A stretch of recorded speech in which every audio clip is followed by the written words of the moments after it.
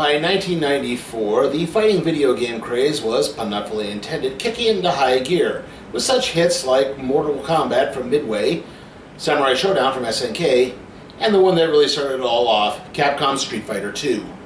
Street Fighter II proved to be so popular that Capcom decided to begin work on another fighting game franchise. There are conflicting reports with what the concept was originally to be, with there being a few claims that this would be licensing the Universal Studios classic monster lineup. But it was eventually decided that the new game would follow characters based on well-known creatures throughout various folklores, like vampires, mummies, demons, etc. The game, Darkstalkers, or Vampire in Japan, would take place in a parallel universe where Earth was merging with a demonic realm called Makai, thanks to the machinations of a demonic entity known as Pyron.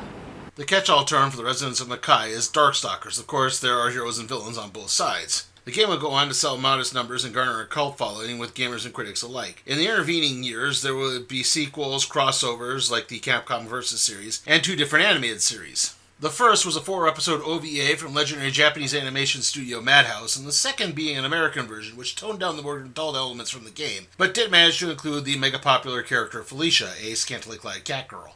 In 2004, Canadian publisher Udon Entertainment, fresh off the success of the Street Fighter comic, would launch an ongoing Darkstalkers series, and today we're looking at the first 6 issues of that series. This is Darkstalkers Volume 1. Way back in the past, in a long-distant part of the cosmos, the planet Hellstrom existed in perpetual combat. The beings of Hellstrom lived by the creed of survival of the fittest. Soon, one rose above all, Pyron. Pyron grew so powerful that it engulfed the entire planet. From there, Pyron moved throughout the universe, absorbing planets that he felt matched his abilities. When Pyron came across Earth, he felt that there was potential in the planet, so he used beings called Huitzelbots to manipulate Earth's energy and make it the ultimate prize. Until that time came, Pyron would travel to the other ends of the universe to bide his time, but he would still appear as a large star burning in the night sky of Earth. 65 million years later, and the Darkstalkers of Makai have begun popping up on Earth, and humanity is not pleased.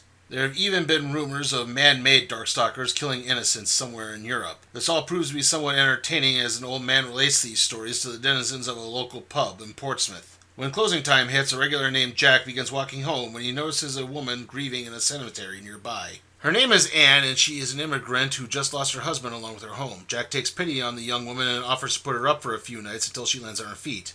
Anne is very appreciative to the point that she immediately starts putting the moves on Jack later that night, even going as far as to show Jack the finest in Victorian G-strings. When he resists, she begins shape-shifting into other forms, finally settling on a demonic woman with winged horns. The next morning, Jack's drinking buddy arrives at Jack's home to find a lifeless husk sitting on the floor. This is arguably the flagship character of the whole Darkstalkers franchise, the succubus Morrigan. Morrigan is the heir to the throne of the realm of Makai, and she frequently makes trips to Earth to feast upon the life force of the living, like she just did with Jack here. Morrigan returns home to her family's castle to once more get chewed out by the minions of her father Belial. Her trips to the human world are becoming more frequent, and Belial feels that she's needed at home now more than ever. There's an external threat as Dmitry Maximov has been gathering power somewhere in Central Europe. Dmitry Maximov is a vampire who was exiled from Makai for attempting to overthrow Belial. Dmitry normally resides in a coffin until he consumed blood under a full moon. Dmitry is basically the M. Bison of the Darkstalkers franchise, in that he organizes the fighting tournament that's held in the video games. On Earth, a young girl named Anita can't help but notice a large star in the sky increasing in size as she and her handler Donovan make their way through a village full of zombie-like creatures. Donovan makes quick work of the monsters, and the two soon head off. Donovan then visits the church that hired him to take out the zombies. He refuses payment, pointing out that eliminating Darkstalkers is part of his job. When the priest voices concerns over Anita, Donovan feels compelled to explain their history. Donovan is a Dhampir, the product of a relationship between a human and a vampire who was taken in by Buddhist monks and trained to kill Darkstalkers. One day, Donovan encountered Anita in a village that had been obliterated by demonic-possessed samurai armor known as Bishamon. Anita was so traumatized by the event that she rarely speaks, and she travels with Donovan so that he can symbolically avenge her family by killing Bishamon. Back in Makai, Belial has sent an urgent message for Morrigan requesting her presence. Unfortunately, she's out feeding again, though at least this time she left a note. Unbeknownst to her, she's being followed. Meanwhile, in Boston, a performance of The Wizard of Oz is being held with a rather unique lead. Felicia, a Darkstalker and wannabe stage star, is playing Dorothy. Sadly, it looks like Boston's furry community isn't as prominent as previously thought, and the play is shut down with Felicia being fired. Next to Morrigan, Felicia is the other breakout character from the Darkstalkers franchise for obvious reasons. Felicia is a werecat who has the ability to transform into a full cat at will. Felicia was raised in a convent by nuns before striking out to hit it big in musical theater. Felicia hits up a bar to drown her sorrows with some milk. Obviously, it's then that a news report comes up to discuss the increasing brightness of a certain star in the sky. This is coupled with an increased attack on Darkstalkers, werecats in particular. This upsets Felicia further. Her moping attracts the attention of a patron named John Talbane, who just tells her to avoid humanity. Trust him, he would know. This gets revealed a few days later when Felicia is auditioning for a new play and a werewolf being chased by an unruly mob comes crashing in. She comes to her fellow monster's aid and realizes that it's John after taking him home to patch up his wounds. The next morning, John is returned to his human form. John Talbane is a werewolf whose father is one of the heads of the demon families in Mackay. Talbane was actually trained by the same Buddhist monk who trained Donovan, and Talbane tries to avoid humanity at most costs because under a full moon, his wolf side is at its most feral. Since what little reputation she had in Boston is now shot, Felicia is elected to move to Los Angeles. She invites John to accompany her so she can prove that not all of humanity is bad, and maybe even worth fighting for. Of course, she can only afford one train ticket, meaning she has to travel as John's pet cat. Meanwhile, in an ancestral castle in Germany, Professor Victor von Gertenheim is working on something to take revenge on the Darkstalkers who killed his wife and child. He's worked hard at assembling parts to make a human body and imbuing it with the power of electricity. Throwing a switch during a lightning storm allows him to finally bring his creature to life. Much like his obvious inspiration, the creature goes on to inherit his creator's name. However, Victor is not the professor's only creation, as before creating Victor, he created Victor's homunculus sister, Emily. The only difference being is that Victor can generate electrical attacks and Emily cannot. The professor sends his two children out for Darkstalker hunts where Emily is used as bait to entrap the beasts. However, he warns them to stay away from the nearby village. The townspeople are aware of Gertenheim's experiments and do not approve, seeing both Victor and Emily as Darkstalkers in their own right.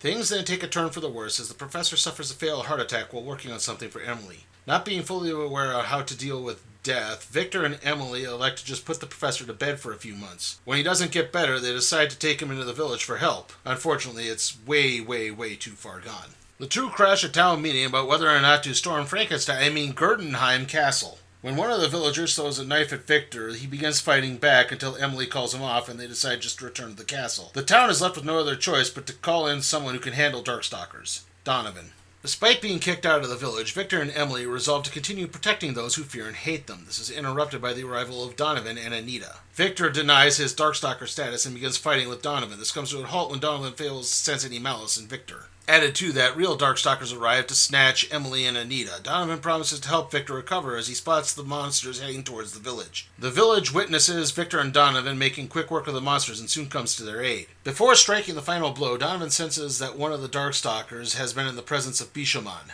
The monster gives out the location of the Bishamon armor, confessing that it is at least 2 days north of the village and heading away from it. Donovan and Anita leave as the villagers accept the continued protection of Victor and Emily.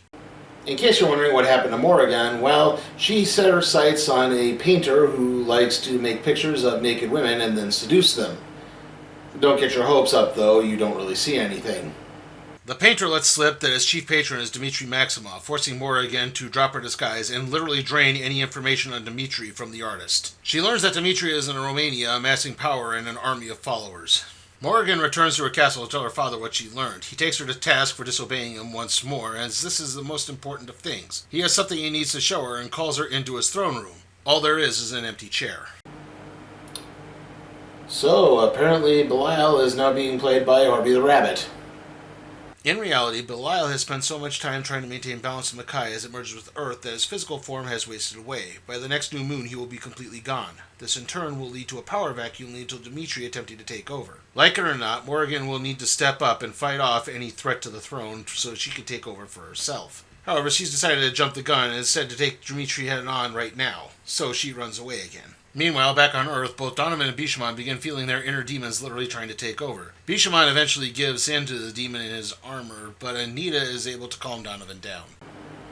And that concludes our look at Darkstalkers Volume 1. How was it? Well, on the plus side, I do think there's some pretty good world building going on here. The characters and their motivations are very grounded and understandable, and they're pretty easy to get into. And the artwork is also pretty decent. Yeah, it is a little cheesecakey, but I'm willing to cut them a little bit of slack because basically they're just taking their cue from the video game.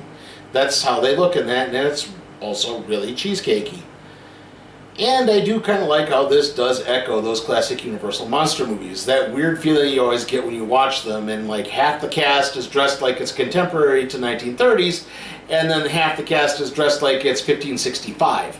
I just always love that weird old new modern world mixture thing that always happened in those things. So it is kind of evocative of that. On the downside, I didn't touch much on this, but there are some backup stories throughout all of these that just really scream filler. They don't add anything at all. I mean, there's basically like 2 origins for Bishamon. There's one story about Felicia being in a Christmas play. It just, they really don't add anything, and they just kind of scream filler. They're just really kind of tacked on, and they didn't feel necessary to be in here. And to be honest, too, there's not a lot of fighting in this adaptation of a fighting video game franchise. Again, you think that would happen a little bit more, but there just isn't. And that does kind of, like I said, maybe there's a little too much world building, and they could have had some more fighting in there. And like I said, it is a fighting game. And last but not least, I have a problem with the ending here. I don't like they ended with this weird stinger on Bishamon and Donovan. It should have ended with Morrigan leaving home to go fight Dimitri after finding the truth out about Belial. That's how that should have ended. Like, this weird demon thing going on, and Anita calming Donovan didn't need to be in there at all. It's really tacky and just makes it end on a weird note. And it's kind of because of that I have some problems with this. Like, it's actually pretty new reader friendly, I think, but at the same time, I don't know if you were...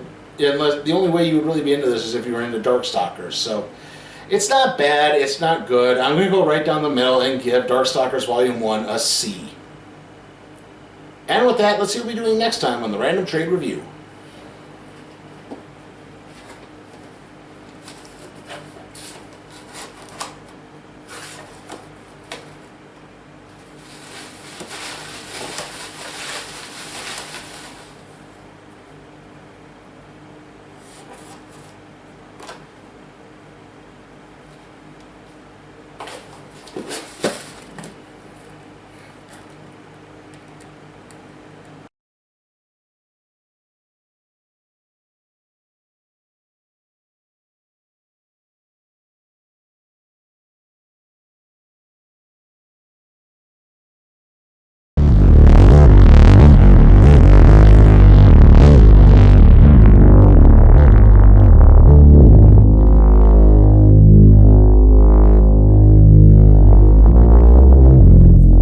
Remember, you can help support my channel at patreon.com/sleepytimeforcatproductions. There, you can request a trade to be put in the randomizer, aka the cardboard box. Also, remember, like, comment, share, subscribe, and ring that notification bell.